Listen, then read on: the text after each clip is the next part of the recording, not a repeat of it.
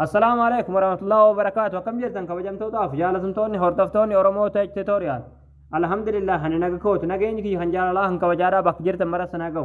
دعوتو كي فيديو أرا خنا كيستي وني نسمبر تيسو نمني برادا يو إيمو كيسني سني ولين فايدة مترات حالا بيكو دن دسني فيها كسمة حالا أونلاين إيمو كيسني شوفتشو دن دسني يمكن شوفتشو دن دسني أكن نمني قوم كماجو أونلاين إيمو رت سنرجنة شوفتشو دن دسني نسمبر تيس akkasuma yoo namni biraadhaa iimoo keessan isinii waliin faayadamu tiraate nama iimoo keessan isinii waliin faayadamu turusan iimoo keessan keessaa baaftanii iimoo keessan kophaatti faayadamuu dandeessaniin isin barsiisa.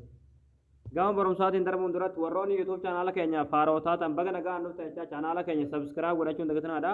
Yeroo sabskiraabii gootan barumsuun asirratti dabarsinu guyyaan nama dura akka isin bira ga'uuf mallattoo notifikashinii sana kilik itti godhaadha. Achi booda ool ka jettoon rakkaa yaaddaadha. Barumsi keenya isinitti tolee isin gammachiise viidiyoo keenya laayik gootanii nu jajjabeessuun dagatanaadha. Barumsaan garaadhaa isin darbee YouTube channel keenya jala seenaadha. Viidiyoo baay'eetu jira irraa baradhaadha. Waan isin dhibee gaaffii isinitti ta'ee komentii jalatti nu barreessadha. Egaa gamanummaan hanga barumsaa isin dabarsaa hanga xumura viidiyoo keetti obsaan faana turaan hordofaa isiniin jira.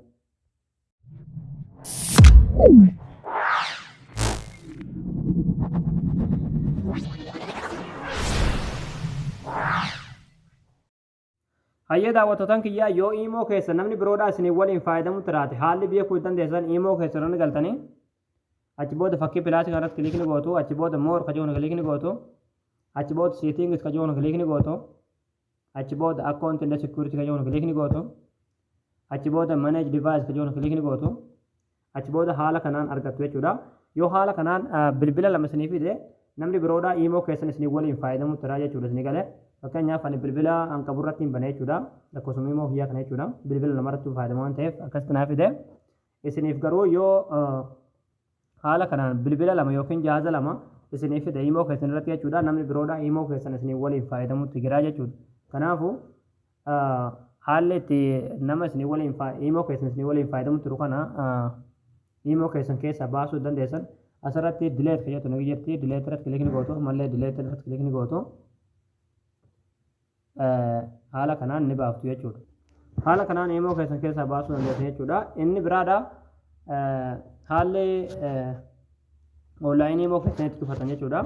Asirratti fakkii pilaasii kanarratti kilikni gootu achi booda moor ka jiru kilikni gootu achi booda seetingis ka jiru kilikni gootu achi booda piraayiveet kana kilikni gootu achi booda laastisaan ka jiru kilikni gootu achi booda noobadii irra kaayyattu jechuudha. Noobadii kanarra kaayyattu. Booda namni onlaayinii iimoo keessan irratti gonkumaayyuu isin arguu jechuudha. Isin galee. Itti aansuudhaan barreeffama namni isinii barreesse ilaaltaniituma itti dhiisuu yoo barbaadan jechuudha. Fakkeenyaaf nama san bira ilaallamee jira yookiin ilaallamee jira hin jedhuun jechuudha isin galee. San asirratti kilik gootanii achi booda noobadii goote jechuudha. Gonkumaayyuu namni yeroo barreeffama iimoodhaan isiniif barreesse namni sun yoo isin ilaaltanillee jechuudha nama san biratti ilaallamee jira hin jedhuun jechuudha isin galee. Haala kanaan noobadii irra kaa'attu. Itti aansuudhaan asirratti jechuudha huukaan koolmii ka jiru kanarratti kilik yoo gootan jechuudha. Namoonni sitti bilbilan fakkeenya namni lakkoofsa keessan sajjalate hundi akka isinitti bilbilu yoo barbaadan everyone irra keessan jechuudha.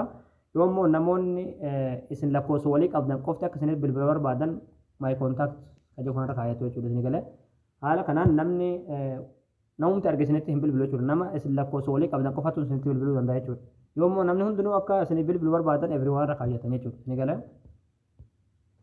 Egaa daawwattoota kiyyaa haala kanaan onlaayinii iimoo keessanii dhoofachuu dandeessanii akkasuma yoo namni biroodhaa iimoo keessan isin waliin fayyadamu jiraate haala kanaan beekuu dandeessanii akkasuma haala nama isinitti agarsiise kanaan ofirraa baasuu dandeessan jechuudha. Barnoonni keenya haaraadhaa asirratti raawwataa barumsa bareedaa akka irraadhaa kan argachuudhaaf chaanaala keenyaaf haaraa yoo taatan sabskiraayib gootanii maatii keenya ta'uu dagatinaadha.